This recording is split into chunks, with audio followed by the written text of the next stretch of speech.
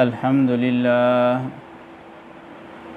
لله وكفى وسلام على عباده الذين اصطفى أما بعد فأعوذ بالله من الشيطان الرجيم بسم الله الرحمن الرحيم أمن هو قانت آناء الليل ساجدا وقائما يحذر الآخرة ويرجو رحمة ربه قل هل يستوي الذين يعلمون والذين لا يعلمون إنما يتذكر أولو الألباب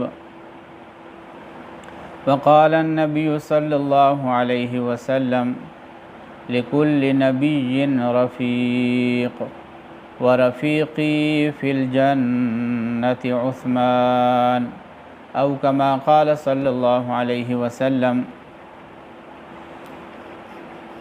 حضرت عثمان میں تجھ پہ قربان تیری شان علا کا کیا کہنا، حضرت عثمان میں تجھ پہ قربان تیری شان علا کا کیا کہنا، تجھ پہ کرے رشک ملائک تیری عفت و عظمت کا کیا کہنا، تجھ پہ کرے رشک ملائک تیری عفت و عظمت کا کیا کہنا، شرم و حیا جود و سخا تیری ہر ایک ایک ادا، شرم و حیا جود و سخا تیری ہر ایک ایک ادا، کس سے ہوگی تیری اوصاف بیاں مجھ بے کس کا کیا کہنا۔ محترم ناظرین، آج 18 ذی الحجہ ہے۔ اس تاریخ کو مسلمانوں کے تیسرے خلیفہ سیدنا حضرت عثمان غنی رضی اللہ تعالی عنہ کو انتہائی بے دردی کے ساتھ شہید کیا گیا۔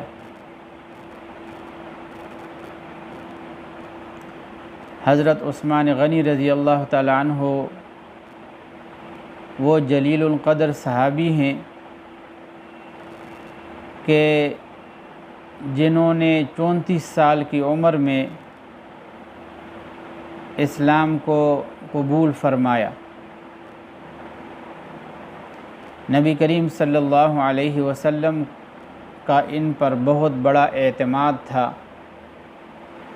اور یہ شرم و حیا،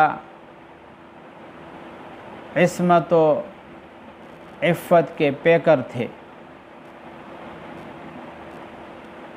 نبی کریم صلی اللہ علیہ وسلم نے یک کے بعد دیگر اپنی 2 صاحبزادیوں کا نکاح ان کے ساتھ کیا۔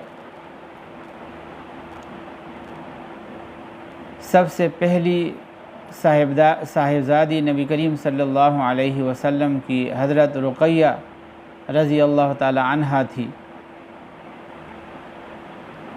ان کے ساتھ حضرت عثمان غنی رضی اللہ تعالی عنہ کا نکاح ہوا، اور ان سے ایک بچہ بھی ہجرت حبشہ کے دوران پیدا ہوا جس کا نام عبداللہ تھا۔ یہ وہ عظیم صحابی ہے کہ جن کو ذی النورین کہا جاتا ہے، یعنی 2 نوروں والے، چونکہ حضرت رقیہ رضی اللہ تعالی عنہا جو نبی کریم صلی اللہ علیہ وسلم کی لخت جگر تھی، سب سے پہلے ان کے ساتھ نکاح ہوا، اور جب یہ رحلت فرما گئی تو اس کے بعد حضرت کلثوم رضی اللہ تعالی عنہ کے ساتھ نبی کریم صلی اللہ علیہ وسلم نے ان کا نکاح کر دیا۔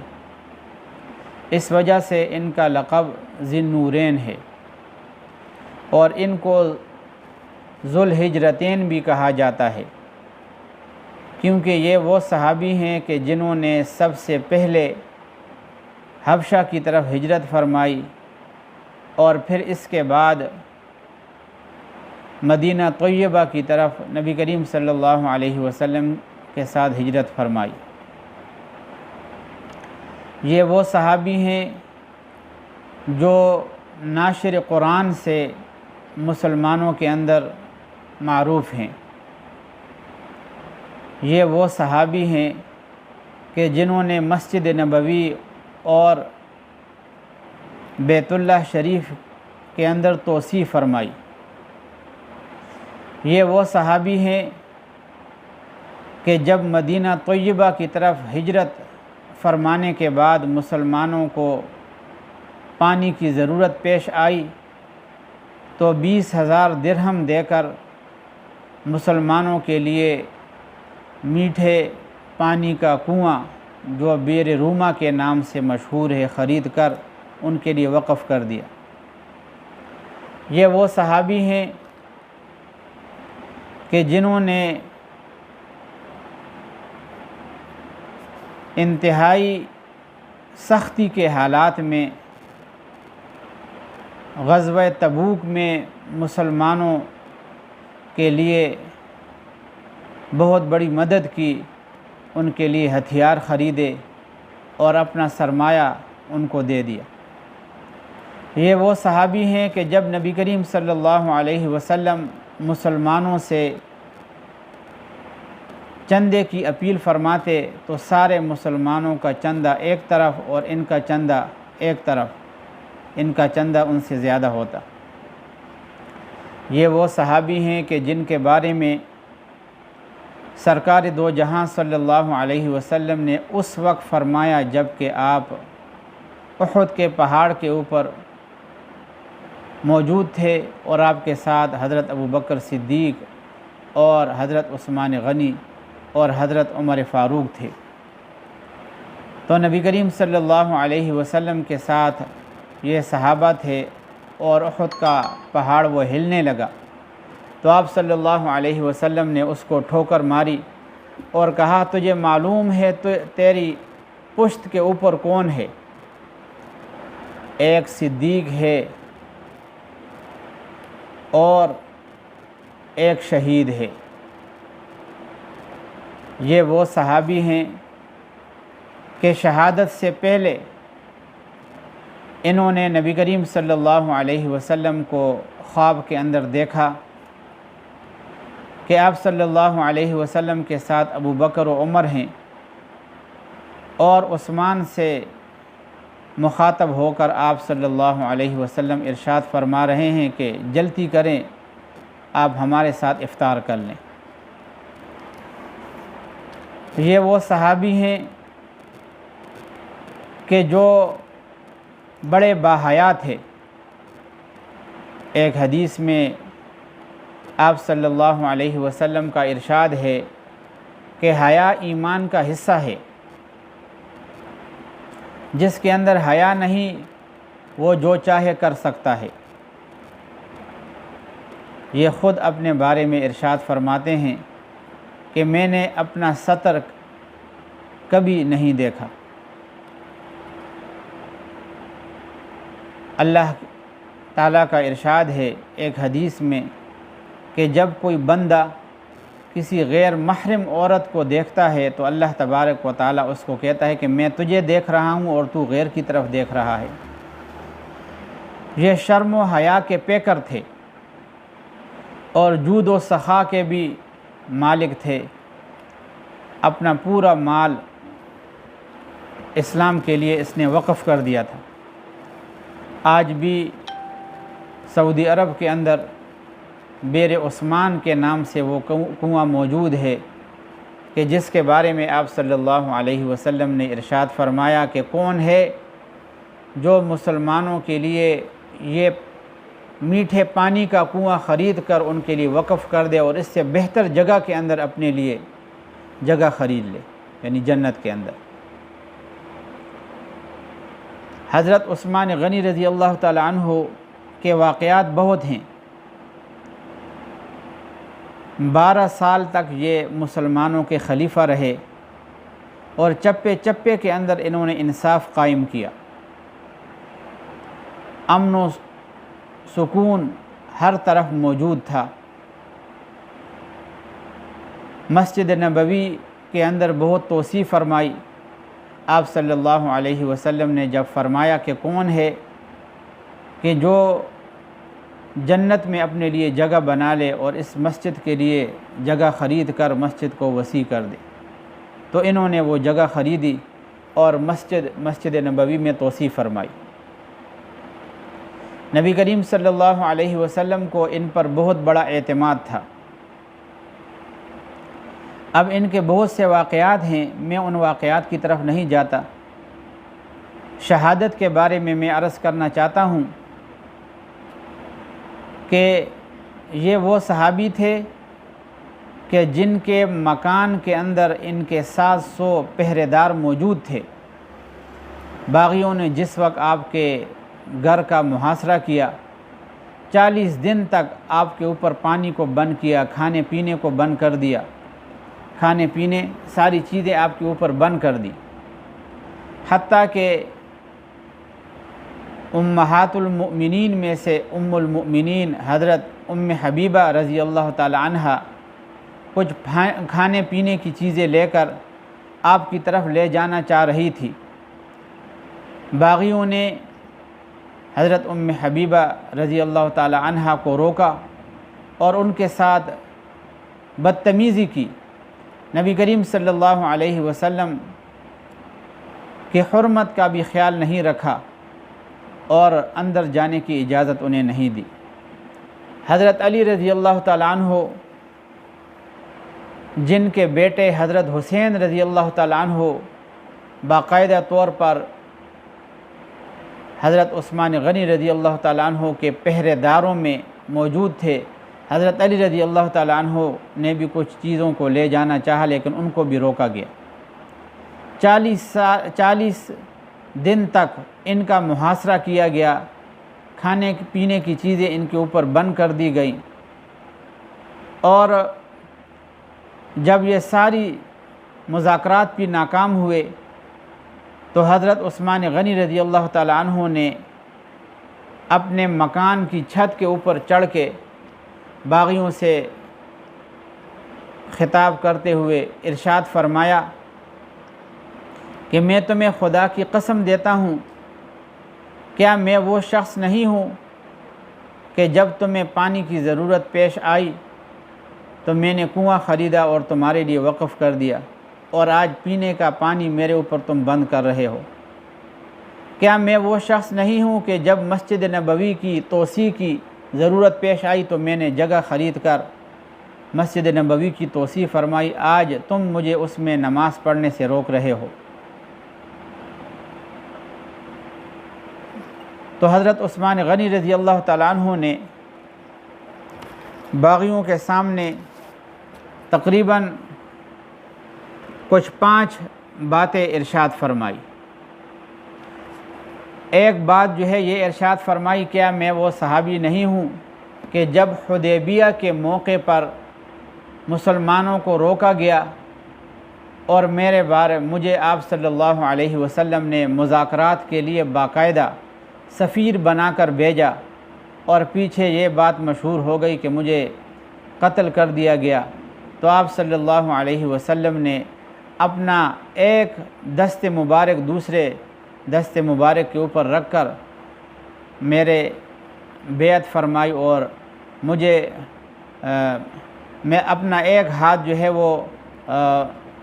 وہ میرے لیے ارشاد فرمایا، میں گویا کہ آپ کا ہاتھ بنا۔ پھر حضرت عثمان غنی رضی اللہ تعالیٰ عنہ نے فرمایا کہ تم مجھے یہ بتاؤ کہ جب غزوہ تبوک میں جو انتہائی عسرت کے اندر تھا وہاں پہ مال کی ضرورت پیش آئی تو میں نے مال پیش نہیں کیا۔ باغیوں نے یہ ساری باتیں سنی، لیکن اس قدر ان کے دل سخت ہو چکے تھے کہ کسی بات کے اوپر جو ہے وہ آنے کے لیے تیار نہیں تھی، محاصرہ انہوں نے جاری رکھا۔ تو حضرت عقبہ ابن عامر رضی اللہ تعالی عنہ یا مغیرہ ابن شعبہ رضی اللہ تعالی عنہ کے بارے میں آتا ہے، جو کہ آپ کے محافظین کے دستے میں شامل تھا۔ انہوں نے فرمایا کہ اے امیر المومنین، آپ یا تو ہمیں اجازت دے دیں کہ ہم باقاعدہ ان کے ساتھ لڑائی کریں اور آپ حق پر ہیں، حق کو فتح ہوگی۔ لیکن حضرت عثمان غنی رضی اللہ تعالیٰ عنہ نے ارشاد فرمایا کہ نہیں، میں خون خرابہ نہیں چاہتا۔ انہوں نے کہا کہ دوسری صورت یہ ہے کہ آپ بڑے دروازے سے نکلنے کے بجائے ہم دیوار کو توڑ کر اس طرف سے نکل جاتے ہیں اور مکۃ المکرمہ چلے جاتے ہیں۔ ممکن ہے کہ یہ باغی حرم کے تقدس کا خیال کرتے ہوئے وہاں پہ کوئی اقدام نہ کریں، لیکن حضرت عثمان غنی رضی اللہ تعالیٰ عنہ نے ارشاد فرمایا کہ مجھے ان پر اطمینان نہیں، یہ وہاں بھی آ کر حرم کی تقدس کو پامال کر دیں گے اور میں یہ نہیں چاہتا۔ تو یہ کئی پیشکش ان کے سامنے کیے گئے، لیکن حضرت عثمان غنی رضی اللہ تعالیٰ عنہ نے خود اپنے کانوں سے باغیوں کی یہ بات بھی سنی کہ ان کو قتل کر دیا جائے، کیونکہ حج کا موسم تھا۔ تو کہا کہ حجاج پھر مکۃ المکرمہ سے مدینہ طیبہ کی طرف آنا شروع ہو جائیں گے، اس لیے پہلے ہی ان کو قتل کر دیا جائے۔ تو حضرت عثمان غنی رضی اللہ تعالیٰ عنہ نے باغیوں سے مخاطب ہو کر کہا کہ تم مجھے کیوں قتل کر رہے ہو؟ کیا میں نے کسی کو ناحق قتل کیا ہے کہ اب مجھے تم قصاصاً قتل کر رہے ہو؟ انہوں نے کہا کہ نہیں۔ پھر ارشاد فرمایا کہ کیا میں نے کوئی اسلام کو چھوڑ دیا ہے؟ نعوذ باللہ، میں مرتد ہو گیا ہوں، کیونکہ مرتد کو قتل کیا جاتا ہے۔ تو انہوں نے کہا کہ نہیں۔ تو پھر حضرت عثمان غنی رضی اللہ تعالیٰ عنہ نے فرمایا کہ خون تو ایسے لوگوں کا ہی روا ہوتا ہے، لیکن جو باغی تھے انہوں نے کوئی بات نہیں سنی اور محاصرہ جاری رکھا۔ اور آپ کو جمعے کے دن، جب کہ آپ روزے سے تھے، باغی گھر کے اندر داخل ہوئے اور آپ قرآن کریم کی تلاوت فرما رہے تھے، یہ آیت پڑھ رہے تھے فَسَيَكْفِيكَهُمُ اللَّهُ وَهُوَ السَّمِيعُ الْعَلِيمُ۔ آپ کو بے دردی سے شہید کر دیا گیا، باغیوں نے آپ پر حملہ کر دیا اور آپ کو شہید کر دیا۔ روزے کی حالت میں ذی الحجہ کی 18 تاریخ کو 82 سال کی عمر میں آپ کو شہید کر دیا گیا۔ پھر آپ کی تدفین جنت البقیع میں کی گئی۔ آج بھی آپ کا قبر مبارک جنت البقیع میں موجود ہے۔ تو یہ حضرت عثمان غنی رضی اللہ تعالیٰ عنہ کی شہادت کا مختصراً واقعہ ہے۔ انہوں نے مسلمانوں کے اندر مسلمانوں کو تفرقے سے بچانے کے لیے اور خون خرابہ سے بچانے کے لیے جام شہادت نوش فرمایا۔ 12 سال تک مسلمانوں کے خلیفہ رہے۔ 10 مبشرہ میں سے ہیں، ان 10 صحابہ میں سے ہے کہ جن کو اللہ کے نبی صلی اللہ علیہ وسلم نے دنیا کے اندر ہی جنت کی خوشخبری سنا دی تھی۔ اللہ تبارک و تعالی ان کی شہادت کو قبول فرمائے، اور انہوں نے جو عفت و حیا کے دامن کو اپنایا تھا اور چپے چپے کے اوپر انصاف کو قائم کیا تھا اور مسلمانوں کے خون خرابہ سے اجتناب کیا تھا اور قرآن کریم کو پھیلایا تھا، اللہ تبارک و تعالی ہم سب مسلمانوں کے اندر بھی ان صفات کو پیدا فرمائے، اور جتنے بھی حضرات صحابہ کرام ہیں ان کے نقش قدم پر ہمیں چلنے کی توفیق نصیب فرمائے۔ وآخر دعوانا ان الحمد للہ رب العالمین۔